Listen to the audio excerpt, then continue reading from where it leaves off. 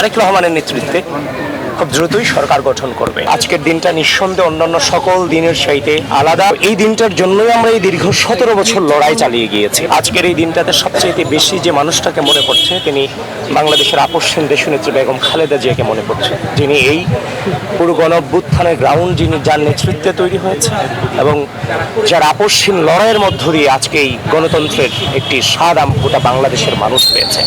মহান আল্লাহ ওনাকে জান্নাতের সর্বোচ্চ মাকাম দান করুক, আমিন। তবে আজকের দিনটা নিঃসন্দেহে অন্যান্য সকল দিনের চাইতে আলাদা এবং হচ্ছে যে কোনো চিন্তা নাই, কোনো শঙ্কা নাই, একটা পিসফুল পরিবেশ বিরাজমান আছে চারদিকে।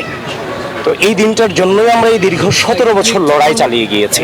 17 বছর এই দিনটার জন্য। এই গণঅভ্যুত্থান পরবর্তী সময়ে আমাদের অনেক কিছু করার সুযোগ ছিল, রাষ্ট্র অনধিকার করার সুযোগ ছিল, কিন্তু আমরা সে অনধিকার চর্চা না করে গণঅভ্যুত্থানের পর দিন থেকেই আবার এই রাষ্ট্রে গণতন্ত্র, মানবাধিকার, ভোটাধিকারকে ফিরিয়ে আনবার জন্য আমরা রাজপথে ছিলাম, লড়াই চালিয়ে গিয়েছি একটি সুষ্ঠু নির্বাচন আয়োজন করবার জন্য। সেটা গতকালকে সেটা বাস্তবায়ন হয়েছে, আপনারা সকলেই দেখেছেন। বাংলাদেশের মানুষ অত্যন্ত পিসফুল ওয়েতে নিজের ভোটাধিকার প্রদান করেছে। সেটার মধ্য দিয়ে বাংলাদেশের সর্ববৃহৎ রাজনৈতিক দল বাংলাদেশ জাতীয়তাবাদী দল বিএনপি সংখ্যাগরিষ্ঠ আসনের মধ্য দিয়ে ইনশাআল্লাহ জনাব তারেক রহমানের নেতৃত্বে খুব দ্রুতই সরকার গঠন করবে।